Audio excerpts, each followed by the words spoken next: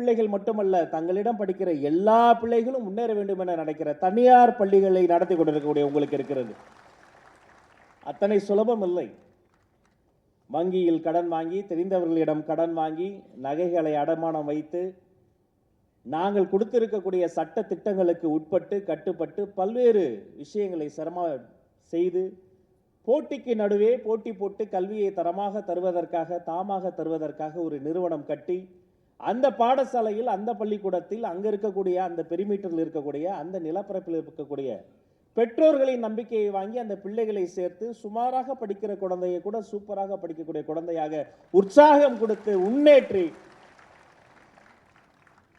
ஒரு நாள் அந்த குழந்தை 16, 17 வயதில் சிறகடித்து பறந்து கல்லூரிக்கு சென்று மேற்படிப்பு படித்து மேலை நாட்டிற்கு சென்று கை நிறைய சம்பாதித்து மீண்டும் கால்நடையா நடந்து வந்த ஒரு குழந்தை நீங்க நடத்துற அதே ஸ்கூலுக்கு கார்ல வந்து சீஃப் கெஸ்டா இறங்கி நின்று வணக்கம் சார் வணக்கம் சொல்லும்போது எவ்வளவு சந்தோஷம் இருக்கும்.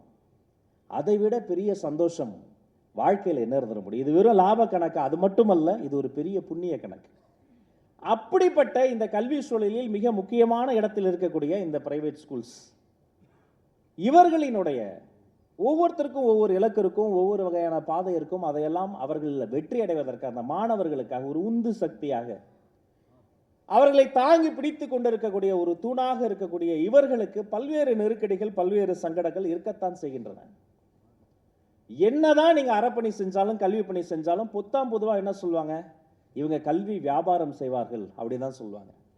வியாபாரமும் இருக்கிறது, அதையும் தாண்டி அதற்குள்ளாக நாங்க ஆர்டியில் கொடுக்கிற ஏதோ ஒரு ஏழை குழந்தைக்கும் எட்டாக்கனியாக இருக்கிற கல்வியை நீங்கள் கொடுத்து கொண்டு இருக்கிறீர்கள் என்பதை நான் உங்கள் சகோதரன் நான் நன்கு அறிவேன். இப்படி ஒரு விழா, அரங்கம் நிறைய உங்களை போன்ற சான்றோர் பெருமக்கள், மேடைக்கு மேல் இருக்கக்கூடிய கல்வியாளர்கள் அனைவருக்கும் ஒரே நேரத்தில் இப்படி நீங்க எதிர்பார்த்து காத்திருந்த அந்த ரெனோவலோ என்ஓசியோ அந்த சர்டிபிகேட்ஸ் கொடுத்து பல ஆண்டுகள் ஆகிவிட்டது. பல ஆண்டு பசி இன்று தீர்ந்திருக்கிறது, கனவு பழித்திருக்கிறது. நான் ஆரம்பத்தில் சொன்னேன் எனக்கு ஒரு கனவு இருந்ததுன்னு. இதுதான் அந்த கனவு. செய்ய முடியாதுன்னு எதை சொல்றாங்களோ அதை செய்து காட்டுவது என்னுடைய கனவு. அன்பிற்குரியவர்களே, மனம் நெகிழ்ந்து சொல்கிறேன். கடுமையான வேலை பொழுக்கு நடுவில் கொஞ்சம் உடம்பு சரியில்லை, அதையெல்லாம் மறந்து நான் ஓடோடி வந்திருக்கிற இந்த இடத்துக்கு ஏன் தெரியுமா? இது ஒரு கனவு. நான் நெஞ்சமெல்லாம் நிறைந்து நெகிழ்ந்து போய் சொல்கிறேன். இதுவரை எப்படி வேணா இருக்கட்டும், நான் உங்களை பற்றி எதுவும் சொல்ல விரும்பலை. கடந்து வந்த பாதை கரடு முரடாக, பல ஸ்கூல் ஓனர்ஸ் கிட்ட வருத்தப்பட்டு கண்ணீர் சிந்தினது உண்டு. சார் நாங்கள் கஷ்டப்பட்டு நடத்துகிறோம், ஆனால் ஒரு ரினவலுக்கு எங்ககிட்ட இவ்வளோ கேட்டு மிரட்டினாங்க, ஒரு என்ஓசிக்கு இவ்வளோ கேட்டு மிரட்டினாங்க. என்ன சார் தப்பு பண்ணோம்? என்ன தப்பு பண்ணோம்? நாங்கள் நல்லது பண்ணோம்னு நினச்சா ஏன் சார் காசு கேட்டு மிரட்டுறாங்க? அப்புறம் அந்த காசு எப்படி அவங்க வாங்குவாங்க? அது கடைசியில் குழந்தையின் தலையில் தானே போய்விடும். அந்த கண்ணீரை துடைக்க முடியாதா நான் காத்திருந்தேன். நான் நெஞ்சம் நிறைந்து சொல்கிறேன், இனி ரெனவலுக்காகவும் என்ஓசிக்காகவும் யாருக்காகவும் எதுக்காகவும் ₹1 நீங்க தர வேண்டாம். எந்த அரசியல் கட்சிக்கும் எந்த அரசியல் பின்புலத்தோடு வந்தாலும் யாரு சொன்னாலும் நம்பாதீங்க. மிக முக்கியமா யாராவது வந்து எனக்கு மினிஸ்டர் ரொம்ப நல்லா தெரியும் அப்படின்னு சொன்னா நம்பாதீங்க. அவனுக்கு என்னை தெரியவே தெரியாதுன்னு அர்த்தம். அவனை தூக்கி வெளில போ, கெட் அவுட் சொல்லுங்க. 3 வருஷத்துக்கு ஒரு முறை அந்த ரெனவலுக்கு என்ன மெரிட்டோ, இன்ஸ்பெக்ஷன் வரக்கூடிய அதிகாரிகள் சொல்றபடி infrastructure, ABCD 4 certificate, sanitary, safety, குழந்தையினுடைய பாதுகாப்பு ரொம்ப முக்கியம். நீங்க அதை மட்டும் பாருங்க. குழந்தை படிக்கிற வேலையை பார்க்கட்டும், நீங்க பாதுகாப்பு வேலையை பாருங்க. உங்களுக்கு தேவையான வேலையை எங்களுடைய கல்வி அமைச்சகம் செய்து கொண்டே இருக்கும் என்பதை இந்த மேடையில் வைத்து சொல்கிறேன். அது மட்டுமல்ல, இன்னும் சில நாட்கள், இன்னும் சரியா சொல்லலாம் ஜூலை 1 மார்க் பண்ணிக்கங்க. ஜூலை 1ஆம் தேதியிலிருந்து கம்ப்ளீட்டா இது எல்லாமே, இந்த என்ஓசியோ ரெனவலோ உங்களுக்கு தேவையான எல்லாமே 100% ஆன்லைனா மாற்றப்பட்டு மேட்டர் ஆஃப் கிளிக்ஸ்ல இது நடந்துரும். நடுவில் எந்த மனித தலையீடும் இருக்காது, எந்த அரசியல்வாதி தலையீடும் இருக்காது, எந்த கல்வி தரகர்களின் தலையீடும் இருக்காது. நான் வாங்கி தரேன், என்னைய பார்த்துக்கன்னு சொன்னா யாரையும் நம்பாதீங்க, நீங்க உங்களை நம்புங்க. இது ஒரு ட்ரீம் கம்ஸ் ட்ரூ மொமெண்ட்டுங்க. இது நடத்த முடியாது, நடத்தவே விட மாட்டோம் நாங்க. ஆனா என்னால நடத்த முடியும் நம்பிக்கை இருந்தது. நடத்தி காட்டுவேன் நான் சொன்னேன். ஏன் தெரியுமா? எனக்கு முன்னாடி நிக்கிறீங்க நீங்க மட்டும் இல்ல, எனக்கு பின்னாடி நிக்கிற மாண்புமிகு தமிழ்நாடு முதல்வர் சி. ஜோசப் விஜய் என்ற மாமனிதர் என்ன பண்ணால் அந்த லீக்கேஜ் க்ளோஸ் ஆகுமோ, என்ன பண்ணால் இவங்க வந்து கவலைப்படாமல் இருப்பாங்களோ அதை பண்ணுங்க. எங்கேயும் லஞ்சம் லாவணியம் வேணாம். என்னங்க வாழ்க்கை, 4 இட்லிக்கு மேலே சாப்பிட முடியாதுங்க ஒரு மனுஷன். இவ்வளோ கமிஷன் வாங்கி லஞ்சம் லாவணியம் அதெல்லாம் என்ன பண்ண போகிறோம்? என் அன்பிற்குரியவர்களே, பதிலுக்கு நான் உங்ககிட்ட ஒன்று கேட்குறேன். இது அமைச்சராக இல்லை, சகோதரனா அவனை கேட்குறேன். முடிஞ்ச அளவுக்கு தயவு செய்து, இப்போ உங்களுக்கு வேறு எந்த பிரச்சனையும் கிடையாது, நீங்கள் கரெக்டாக எல்லாத்தையும் ஃபாலோ பண்ணிங்கன்னா எல்லாம் வந்துடும். அதுவும் நடுவில் எந்த ஹியூமன் வீணும் கிடையாது. யாரும் உங்களை வந்து எந்த குடைச்சலும் தர மாட்டாங்க. எல்லாம் ஆன்லைன்லேயே வந்துடும். முடிந்த அளவுக்கு கொஞ்சமாவது ஃபீஸை கொஞ்சம் கம்மி பண்ணுங்கள். அந்த ஏழை குழந்தைகளுக்கு ஒரு வாய்ப்பு தாங்க. உங்கள் ஸ்கூலில் சேரட்டுமே. அரசு பள்ளியில் படிக்கிற பிள்ளைகள் எங்களுடைய பிள்ளைகள், ப்ரைவேட் ஸ்கூலில் படிக்கிற பிள்ளைகளும் எங்களுடைய பிள்ளைகள் தான், எங்கள் வீட்டு பிள்ளைகள் தான். அந்த ஒரு அவங்க கொஞ்சம் மிடில் கிளாஸ் தான் அங்கே கொஞ்சம் வராங்கன்னா கொஞ்சம் அவர்களுக்காக அதை கன்சிடர் பண்ணுங்கள். இது அமைச்சராக உங்கள் சகோதரர் நான் கேட்குறேன், பண்ணுவீங்களா? மேலும் இது நான் சொன்னப்போ சில பேர் வருத்தப்பட்டாங்க. ஆனால் நான் மறுபடியும் சொல்கிறேன், பள்ளி கட்டணத்தை நீங்கள் டிரான்ஸ்பரண்ட்டாக அங்கே இருக்கக்கூடிய பலகையிலையும் வெப்சைட்லையும் போட்டிங்கன்னா உங்களுக்கு எந்த பிரச்சனையும் வராது. உங்கள் என்ரோல்மெண்ட் ரேஷியோ இன்னும் அதிகமாகும். மீண்டும் நல்ல பள்ளிக்கூடத்தை நாடி பெற்றோர்களும் மாணவர்களும் வரத்தான் செய்வாங்க. எனவே கண்டிப்பாக நீங்கள் வாங்குகிற ஃபீஸ் ஸ்ட்ரக்சரை கொஞ்சம் டிரான்ஸ்பரண்ட்டாக போடுங்க. மூணாவது ஒரு விஷயம் இருக்குது. பள்ளி நிர்வாகத்தில் பெற்றோர்களுக்கோ ஆசிரியர் பெருமக்களுக்கோ மாணவர்களுக்கோ ஏதோ ஒரு கிரீவன்ஸ் வருதுன்னு வைங்களேன், ஒரு பிரச்சனை வருதுன்னு வைங்களேன். சார் 10 பேர் சேர்ந்து ஒரு டூர் போனாலே அடிச்சுக்கிறோம் சார், ஃப்ரெண்ட்ஸாக இருப்போம், ஒன்றா தான் போவோம், திரும்பி வரும்போது 2 பேர் பேசிக்க மாட்டோம் தெரியுமா? அப்போ பல்லாயிரம் பேர் ஒன்றாக இருக்கிற ஒரு கல்வி வளாகத்தில் சில மனக்கசப்புகள் வரதான் செய்யும். எல்லாத்தையுமே நீங்கள் விதிப்படி ரூல்ஸ் படி அப்படின்னு அணுகாமல் கொஞ்சம் மனித நேயத்தோடு கருணையின்படி அணுகி அங்கே வேலையை பார்க்கக்கூடிய ஒரு தூய்மை தொழிலாளருக்கோ ஒரு ஆயாமாக்கோ அங்கே இருக்கக்கூடிய ஒரு சாதாரண ஒரு ஆசிரியருக்கோ அங்கே இருக்கக்கூடிய ஒரு ஏழை பெற்றோருக்கு ஏதாவது ஒரு பிரச்சனைனா அவங்ககிட்ட இன்னும் கனிவோடு பேசுங்க, மரியாதையோடு பேசுங்க. என்கிட்ட எல்லாம் இருந்தது. ஏதோ கையை ஊனி கரணம் போட்டு நானே மீடியாவில் உள்ள நுழைஞ்சி போராடி கிடைச்ச எல்லா வாய்ப்பையும் பயன்படுத்தி யூடியூப்பில் அதை பேசி இதை பேசி, உங்களில் எத்தனை ஸ்கூல்ஸ்க்கு நான் வந்து வரக்கூடிய வாய்ப்பு எனக்கு வந்து கிடைச்சிது. அப்படியே பேசி பேசி ஒரு சின்ன ஸ்டேஜில் தொகுப்பாளர் இன்னைக்கு தமிழாசிரியர் அருமையாக பேசினார். அவரை மாதிரி அவரை பார்த்தப்ப எனக்கு வந்து என் ஞாபகம் எல்லா சைடிலும் பேசி ஒரு இடத்துக்கு வந்துட்டேன். எல்லாம் வந்தது, பணம் வந்துருச்சு, கார் வந்துருச்சு, வீடு வந்துருச்சு, எல்லாம் வந்துருச்சு. ஆனால் அது எதுவுமே எனக்கு போதலை. எப்போ மாண்புமிகு முதல்வர் என்னை கூப்பிட்டு இப்படி ஒரு பொன்னான வாய்ப்பு தந்தாரோ அப்போ தான் மரியாதை வந்துச்சு. நடந்து போனால் 4 பேர் கையெடுத்து கும்பிட்றாங்க. ஒரு இடத்துக்கு போனால் அந்த குழந்தைங்க சொல்லுது, இவர் தான் எங்கள் மினிஸ்டர் அப்படின்னு சொல்லுது. என்னுடைய சமூக வலைதளத்தில் குழந்தைகள் மெசேஜ் அனுப்புகிறாங்க, சார் பிக் ப்ராப்ளம். நான் உடனே பார்க்குறேன், ஐயோ என்ன குழந்தைங்கன்னு பார்த்தா பிடி பீரியடை கட் பண்ணிட்டாங்க சார். டோன்ட் வரிப்பா, நான் சொல்கிறேன், அவங்க ஏதாவது ஒரு ஸ்பெஷல் கிளாஸ்க்காக சொல்லியிருப்பாங்க, இனிமேல் பிடி பீரியட்லாம் கட் ஆகாது. அப்போ இந்த அன்பும் மரியாதையும் பாசமும் அவங்க வீட்டு மாமா கிட்ட சொல்கிற மாதிரி சித்தப்பட்ட சொல்கிற மாதிரி அந்த குழந்தை எனக்கு சொல்லுதுன்னா அதற்கு ஒரே காரணம் என்ன தெரியுமா? அவங்களுக்கு வந்து நாம் கொடுக்கக்கூடிய அந்த அன்பு, பாசம், மரியாதை, கனிவு அதுதான் ரிட்டர்ன் பேக் ஆகுது. அப்போ நீங்களும் என்ன பண்ணணும், அங்கே வேலை பார்க்கக்கூடிய அந்த ஆசிரியர்களுக்கோ பெற்றோர்களுக்கோ குழந்தைக்கு ஏதாவது ஒன்றுனா ரொம்ப ஸ்ட்ரிக்டாக அவங்க கிட்ட கனிவாக பேசுங்க. எல்லாத்தையுமே மாற்றிட்டோங்க. ஸ்டூடெண்ட் சென்ட்ரிக் அப்ரோச்சாக அரசு பள்ளிகளையே மாற்றிட்டோம். மேடை தோறும் ஒவ்வொரு கூட்டத்திலையும் கத்தி கதறிக்கிட்டு இருக்கிறான் ராஜ்மோகன். எல்லா பிரைட் ஸ்டூடெண்ட்ஸும் சூப்பராக வந்துடுவாங்க. என்னுடைய டார்கெட் அவங்க கிடையாது. அங்கே ஒரு வீக்காக ஒருத்தர் இருப்பார், அவர் பேர் ஸ்லோ லேர்னர். மெல்ல கற்கும் குழந்தை மட்டுமல்ல, தன் வேகத்தில் கற்கும் ஒரு குழந்தை இருந்தால் அது வேற யாரு கிடையாது, நான் தான். அது மினிஸ்டர்னு நினச்சிக்கங்க, அவரும் இன்க்ளூசிவாக சேர்த்துக்கங்கன்னு சொல்லி கல்வியோடைய அப்ரோச்சே நாங்கள் மாற்றிருக்கிறோம். புதிய சிலபஸ் வந்துருச்சு. அடுத்தடுத்த வகுப்புகளுக்கெல்லாம் எப்படி அப்ரோச் பண்ணுவோம், டெக்ஸ்ட் புக்கில் டெக்ஸ்ட்டை குறைச்சிட்டாங்க. வண்ண படங்களும் அலங்கார வார்த்தைகளும் பார் கோட்ஸ்லாம் கொடுத்துட்டோம். குழந்தை வீட்டுக்கு போய் ஜாலியாக ஸ்கேன் பண்ணால் காணொலி வரும், கேட்பொலி வரும், மகிழ்ச்சியாக இருப்பான். பை நிறைய புத்தகத்தை புதித்துவ சுமப்பது போல சுமந்து வந்த காலங்கள்லாம் மாறிடுச்சு. நீங்கள் மகிழ்ச்சியாக வரான். நீங்கள் இன்னும் கொஞ்சம் நாளில் பாருங்கள், சம்மர் வெக்கேஷன்லாம் இப்போ வந்து இன்னும் 3 நாள் லீவ் கேட்குறாங்க, 1 வாரம் லீவ் கேட்குறாங்கல்ல. நீங்கள் ஸ்கூலை நடத்துகிற விதத்தில் அந்த குழந்தை சொல்லணும், தயவு செய்து ஸ்கூலை சீக்கிரம் ஓப்பன் பண்ணுங்கள், வீட்டில் டார்ச்சர் பண்ணுறாங்க, அப்பா அம்மா தொல்லத்தாங்களே, ஸ்கூலுக்கு சீக்கிரம் ஃப்ரெண்ட்ஸாக பார்க்கணும், என் சாரை பார்க்கணும், மேமை பார்க்கணும். அப்படி ஒரு நல்ல என்விரான்மெண்ட்டை பில்ட் பண்ணுங்கள். ரிசல்ட்டெல்லாம் சொல்ல வேண்டாம், அது நீங்கள் போட்டி போட்டு பயங்கரமாக பண்ணுவீங்க. ஆனால் அந்த என்விரான்மெண்ட் ரொம்ப முக்கியம். ஒரு குழந்தை பாதுகாப்பாக இருக்கணும், மன மகிழ்ச்சியாக இருக்கணும். அன்பு வேண்டுகோள், அரசு பள்ளியில் டெட்டை கிளியர் பண்ணாமல் அவ்வளோ சீக்கிரம் ஆசிரியர்கள் வந்துட முடியாது. உங்கள் சகோதரனாக கேட்குறேன், நீங்கள் இனிமேல் யாராவது ஆசிரியர் வேலைக்கு எடுத்தீங்கன்னா டெட்டு முடிச்சு லட்சக்கணக்கில் வெளில காத்திருக்கிறாங்க என்னுடைய குடும்பத்தை சார்ந்தவங்க. அவங்களுக்கு ஒரு வாய்ப்பு கொடுங்க. தயவு செய்து டெட்டு கிளியர் பண்ணவங்களுக்கு ஒரு வாய்ப்பு தாங்க என்பதையும் உரிமையோடு உங்களிடத்தில் நான் கேட்டுக்கொள்கிறேன். அப்போ என்ன ஆகும் பாருங்க, அந்த டீச்சர் மெரிட்டில் வந்திருப்பாங்க, அந்த குழந்தைக்கு பணம் என்பது ஒரு சுமையாக அந்த பெற்றோருக்கு மாறி இருக்காது. அந்த குழந்தை ரொம்ப சந்தோஷமாக வரும், உங்கள் வகுப்புக்கு வரும்போது ஓடி வரும். அப்போ அந்த இடமே ஒரு மகிழ்ச்சிக்குரிய இடமாக மாறிடும்.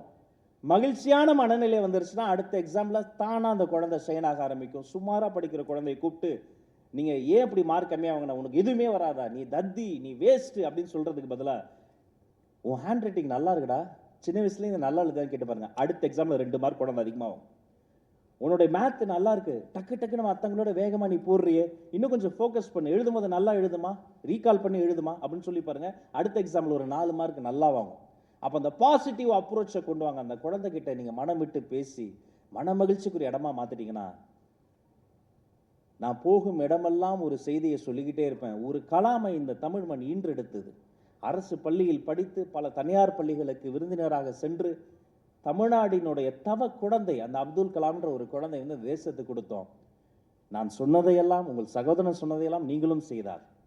அடுத்த அப்துல் கலாம் உங்களுடைய பள்ளிக்கூடத்தில் இருந்து கூட வரலாம், இதே மேடையில் வந்து பேசலாம் இல்லையா? எனவே அன்பிற்குரியவர்களே, இது பொன்னாள், இது நன்னாள். இன்னைக்கு நான் ரொம்ப நேரம் பேசி உங்களுடைய மொமெண்ட்டை வீணடிக்க விரும்பல. மார்க் மை வேர்ட்ஸ், இனி பை மெரிட் தான். நீங்கள் எல்லா ரூல்ஸையும் ஒழுங்காக ஃபாலோ பண்ணி கரெக்டாக இன்ஃப்ராஸ்ட்ரக்சரையும் அங்கே இருக்கிற சேஃப்டி ஸ்டாண்டர்ட்ஸை மெயின்டைன் பண்ணிங்கன்னா இனி ரெனவலுக்காகவும் என்ஓசிக்காகவும் எந்த அரசியல்வாதிக்கும் எந்த அரசியல் தரகருக்கும் ₹1 கூட தராமலே உங்களுக்கு வேணுங்கிற உங்களுக்கு தேவையானது உங்கள் சான்றிதழ்கள் கைக்கு வரும். ஜூலை 1 முதல் அனைத்துமே ஆன்லைனில் மாற்றப்படுகிறது. எந்த மனிதர்களினுடைய தலையீடும் இல்லாமல் இருக்கும். நான் உங்களிடம் வேண்டுகோள் வைத்த விஷயங்களையும் நீங்கள் செவிமடுத்து அதை சாத்தியப்படுத்துங்கள். வாருங்கள், நாம் அனைவரும் ஒன்றாக சேர்ந்து தமிழ்நாடை, கல்வியில் சிறந்த தமிழ்நாடை, மற்ற மாநிலங்களை விட முன்னணியில் இருக்கிற தமிழ்நாட்டை, மற்ற நாடுகளை விட, தேசங்களை விட முன்னணியில் இருக்கிற கல்வியின் முதன்மை மாநிலமாக மாற்றுவோம் என்று மாண்புமிகு முதல்வர் அவர்கள் சார்பில் கேட்டு விடைபெறுகிறேன். வாய்ப்புக்கு நன்றி, வணக்கம்.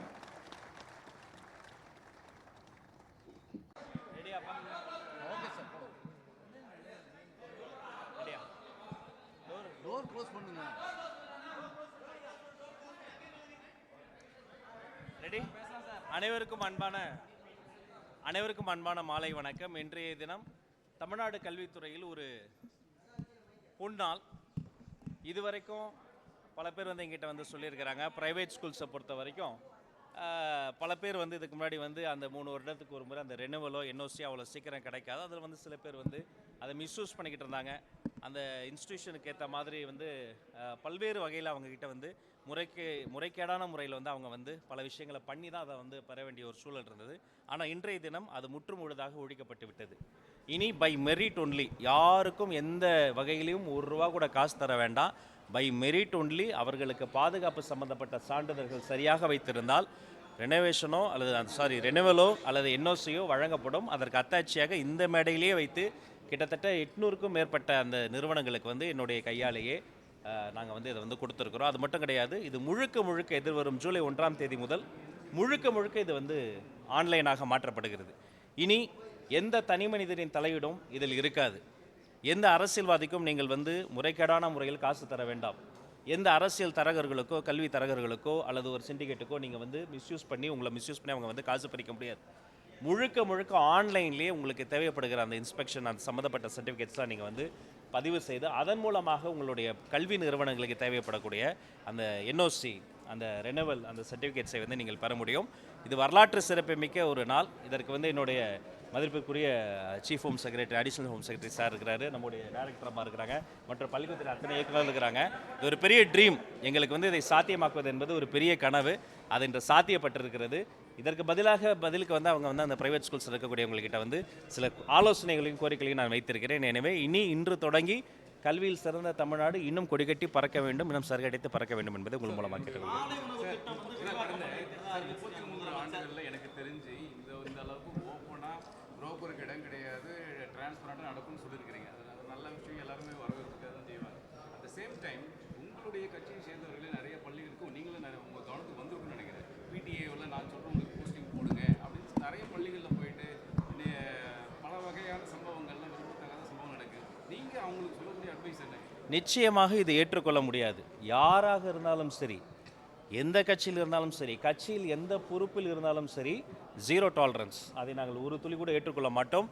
எந்த பொலிட்டிக்கல் பார்ட்டிக்கும் விருப்பம் இல்லாத ஒரு இடமாக தான் கல்வி நிலையங்கள் இருக்க வேண்டும். அரசு பள்ளியாக இருக்கட்டும், அரசு உதவி பெறும் பள்ளிக்கூடங்களாக இருக்கட்டும், அல்லது தனியார் பள்ளிக்கூடங்களாக இருக்கட்டும், யாராக இருந்தாலும் எங்கள் பேரை சொல்லி, எங்கள் கட்சி பேரை சொல்லி வந்தால் நம்பாதீங்க. நான் மேடையிலே சொன்னேன், யாராவது வந்து எனக்கு மினிஸ்டர் ரொம்ப நல்லா தெரியும் அப்படின்னா சத்தியமாக அவருக்கு எனக்கு தெரியாதுன்னு அர்த்தம். கெட் அவுட் சொல்லிவிடுங்க. அது கல்வி சாலை. அங்கே குழந்தைகளும் பெற்றோரும் ஆசிரியர் பெருமக்களும் மட்டும்தான் அங்கே வரணும். அவங்களையெல்லாம் நீங்கள் பிரமே ஸ்கூல்லையே எடுக்காதீங்க. அதுக்கு பதிலாக தன்னம்பிக்கை வகுப்பு, தமிழ் வகுப்பு, மாணவர்களுக்கு தேவைப்படுற லீடர்ஷிப் கிளாஸஸ், அதை போன்ற சப்ஜெக்ட் மேட்டர் எக்ஸ்பர்ட்ஸ், அதை போன்ற மனிதர்களை வந்து உங்களுடைய கல்வி சாலைகளில் வந்து நீங்கள் வளம் வர வைக்கணும்னு கேட்டுக்கிறேன். சார் எல்லாமே ஆன்லைன் சொல்லியிருக்கிறீங்களே சார், என்னென்ன விஷயங்கள்லாம் இப்போ ஆன்லைனில் மாறப்போகுது ஜூலை ஃபர்ஸ்ட் வீக்கில், அதை பற்றி கொஞ்சம் இல்லை, அந்த டெக்னிக்காலிட்டிஸ் பின்னர் தெரிவிக்கப்படும். ஓவராலாக சொல்லணும்னா அதுக்கு முன்னாடி பல தனி மனிதர்களினுடைய தாண்டி தான் அவங்க வந்து இந்த ப்ராசஸ்க்குள்ளே வர முடியும். அங்கே இருக்கக்கூடிய லோக்கல் அத்தாரிட்டிஸ், அதுக்கப்புறமேட்டு அவங்களுக்கு மேலே இருக்கக்கூடியவங்க, அப்படி ப்ரோட்டோக்கால் படி பல இடங்களை தாண்டி வர்றதுக்குள்ளார அதுவே ஒரு டைம் எடுத்துரும். அது மட்டும் இல்லாமல் ஏதோ ஒரு இடத்துல யாரோ ஒருத்தங்க வந்து அதை வந்து அவர்களை வந்து மிஸ்யூஸ் பண்ணக்கூடிய வாய்ப்பு இருந்தது. இப்போ முழுக்க இந்த சிங்கிள் விண்டோ சிஸ்டம் கொண்டு வந்ததன் மூலமாக யாரும் எந்த இடத்துலையும் ஒரு லீக்கேஜ் இல்லாத ஒரு சிஸ்டத்தை வந்து நம்ம வந்து அச்சீவ் பண்ணியிருக்கிறோம். ஸோ இது மூலமாக என்ன ஆகும்னா, அவங்க தேவையில்லாமல் யாருக்கும் காசு கொடுக்க வேண்டாம். அந்த சுமையை மாணவர்கள் மீது கட்ட வேண்டிய ஒரு தேவை வந்து இனிமே வராதுங்கிறத நான் தெரிய வைத்தேன். சார், அங்கீகாரம் பெறாத பள்ளிகள் செயல்படுறதுக்கு நம்ம அனுமதிப்போமா, இல்லை அந்த பள்ளிகள் மேல் நடவடிக்கை எடுக்கப்படுமா, என்ன? இவ்வளோ தூரம் பண்ணிவிட்டு அவங்க முறைகேடாக பண்ணால் விட்டுருவோமா? நாங்கள் அவங்கள வந்து ஃபெசிலிட்டேட் பண்ணியிருக்கிறோம். அவங்களுக்கு தேவையான விஷயங்களை வந்து சாத்தியப்படுத்தி கொடுத்துருவோம். லீக்கேஜ் இல்லை. அவங்க வேறு எங்கேயும் போயிட்டு எங்கேயோ லஞ்சமோ லாவணியமோ தர தேவையில்லை. பதிலுக்கு அவங்க ஒன்று தான் பண்ணணும். என்னது? அவங்க 100% குழந்தைகளினுடைய பாதுகாப்பை உறுதிப்படுத்தணும். அதில் எந்த வகையிலையும் நாம் வந்து காம்ப்ரமைஸே ஆக மாட்டோம். டிஆர்பி நடத்தின பல தேர்வு முடிவுகள்லாம் வந்து வெளியிடப்படாமல் இருக்குது. இந்த அசிஸ்டன்ட் ப்ரொஃபஸர் அது எக்ஸாம் நடத்தினாங்க, ரிசல்ட் வந்து இன்னும் போஸ்டிங் போடாமல் அப்படியே இருக்குது. ரெண்டாவது இந்த பிஆர்டிஸில் 2023 ஒரு செட் ஆஃப் பிடிஸ்க்குலாம் அப்பாயின்மெண்ட் கொடுத்துட்டாங்க. 2850 போட்டாச்சு. பட் ஆசிரியர் பயிற்றுனர்கள் கிட்டத்தட்ட 800 போஸ்ட் தான், அவங்களுக்கு போஸ்டிங் வரலன்னு கேட்குறாங்க. இது நிறைய வந்து இந்த அப்பாயின்மெண்ட் எல்லாம் அப்படியே டிலே ஆகுது. இல்லை, இது சம்மந்தமாக நிறைய கோரிக்கை மனுக்கள் என்கிட்டே வந்தது. அந்த கோரிக்கை மனுக்கள்லாம் நான் வந்து அந்த சீக்ரிகேஷன் பண்ணி சீராய்வு பணிகள் தொடங்கி விட்டது.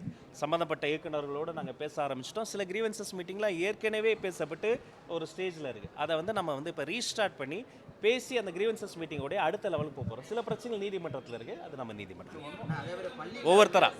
நான் பள்ளியில் அதிகமாக கட்டணம் வந்து வசூலிக்கிறேன், நீங்கள் வந்து கம்மி பண்ணி வாங்கணும் சொல்லியிருக்கீங்க. ஒருவேளை அடுத்த ஆண்டு அவங்க கூடுதலாக கட்டணம் வசூலிச்சா அந்த பள்ளி மீது ஏதாவது நடவடிக்கை எடுக்க முடியும்? கண்டிப்பாக அதை டிரான்ஸ்பரண்ட்டாக போடணும்னு சொல்லியிருக்கணும். நிறைய இடங்களில் போட ஆரம்பிச்சிட்டாங்க. இன்னும் நிறைய இடங்களில் போடலன்ற கம்ப்ளைண்ட்ஸ் வருது. ஒரு விஷயத்தை நம்ம சொல்லும்போது அதை அவங்க முழுசாக ப்ராக்டிஸ் பண்ணுறதுக்கு ஒரு சின்ன டைம் எடுக்க தான் செய்யும். பட் கட்டாயமாக அவங்க அதை போடலாம், நம்பி போடலாம். இது போடுறது மூலமாக என்ன ஆகும், அவங்களுக்கு வந்து இன்னும் நம்பகத்தன்மை அதிகமாகும். அவங்களோட என்ரோல்மெண்ட் ரேஷியோ எந்த வகையிலும் பாதிப்பாது. இப்போ வந்து நீங்கள் அரசு பள்ளியை எடுத்திங்கன்னா 100% டிரான்ஸ்பரண்ட்டாக இருக்கும். டேஷ்போர்ட்லேயே கொண்டு வந்துருவோம் நாங்கள். அதே மாதிரி தான் இதையும் நீங்கள் அவங்க பண்ணுங்கிறத நான் கேட்டுக்கிறேன். காலை உணவு திட்டம் விரிவாக்கம் அறிவிக்கப்பட்டிருக்கு சார், எந்த அளவுக்கு மாணவர்கள் நல்ல விஷயம் தானே. அந்த ஒரு குழந்தையினுடைய இதயத்தை தொட குறுகிய வழி வயிறுங்க. இது ஜப்பானிய பழமொழி சொல்லுது. அதனால் காலை உணவு விரிவுபடுத்தப்பட்டதற்காக மாண்புமிகு தமிழ்நாடு முதல்வருக்கு உங்கள் மூலமாக நான் நன்றி தெரிவித்துக் கொள்கிறேன். தமிழகத்தில்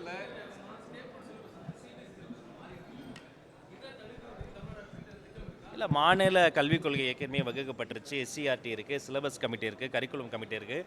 பல நேர்காணல்களில் பத்திரிகைகளை சந்திப்பில் நான் சொல்கிறது தான், கொள்கையில் எந்த வகையிலையும் நாங்கள் காம்ப்ரமைஸ் ஆக மாட்டோம். இந்த மக்களுக்காகவும் மண்ணுக்காகவும் ஒரு பிரத்யேக கொள்கை இருக்குது. We stand on the same thing. 100% இருக்கும்.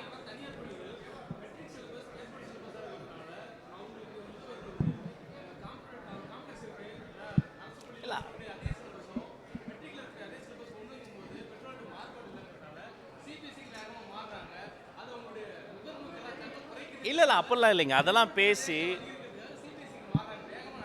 இல்லை, அப்படிலாம் இல்லை. அப்படி பேசி அவர்களுக்கு தேவைப்படுற சிறப்பு வகுப்புகளோ ஆலோசனைகளோ வகுக்கப்படும். சப்ஜெக்ட் மேட்டர் எக்ஸ்பர்ட்ஸோட, அந்த துறை சார்ந்த நிபுணர்களோட கலந்து பேசி தான் அதை பண்ணுறோம். எடுத்த உடனே சும்மா இதுக்காக நம்ம பண்ணலை. இதுக்கு இன்னும் பெரிய ப்ராசஸ் இருக்குது. பகல் இரவாக எங்களுடைய அந்த கரிக்குலம் கமிட்டியெல்லாம் ஒர்க் பண்ணியிருக்கிறாங்க. கலந்து பேசி ஆலோசனைகள் வழங்கப்படும். தமிழகத்தில் தமிழ் மீடியத்தில் படிக்கக்கூடிய மாணவர்கள் எண்ணிக்கை சரிஞ்சிட்டு இருக்கிறது, இங்கிலீஷ் மீடியத்தில் படிக்கிற பசங்க நம்பர் இன்க்ரீஸ் ஆகிருக்குது. கல்வித்துறையுடைய டாக்குமெண்ட்லேருந்தே தெரிய வருது.